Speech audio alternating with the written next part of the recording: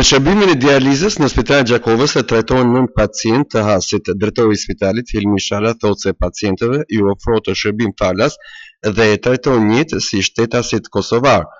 Momentalisht kemi 9 pacient të përditshëm që janë të hemodializës. Ata morin trajtimin sipas orarit që e kanë në dializë. Në spitalin tonë mirret falas ky shërbim, jo vetëm për pacientët e Shqipërisë, por edhe për qytetarët tjerë.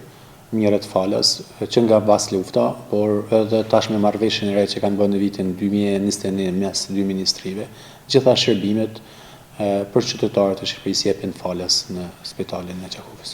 Nga ana tjetër, drejtori Shala thotë se krejt e kundërta ndodh me shtetasit kosovar që për shkak të rrethanave u duhet të bëjnë dializë në Shqipëri. Jo vetëm Gjakovës, por komplet Kosovës, kur shkojnë që vinë në përpushim ose ndonjë që kanë ndonjë, por që janë në Shqipëri, momentalisht paguajnë dializat në Shqipëri, ndërsa qytetarët që janë pacientët me dializë të Shqipërisë ne i kanë falas si mirë. Edhe në Spitalin e Prizrenit, por edhe në Spitalin e Gjakovës i marrin këtë shërbim falas. Në takimet që kemi pas me të nivelit Ministrisë Kosovës, e kemi potencuar si breng që kanë shpejt qytetarët, ata që janë me dializë, që kanë nevojë, sidomos kur shkojnë me pushime, që këtë shërbim ta marrin falas në Shqipëri.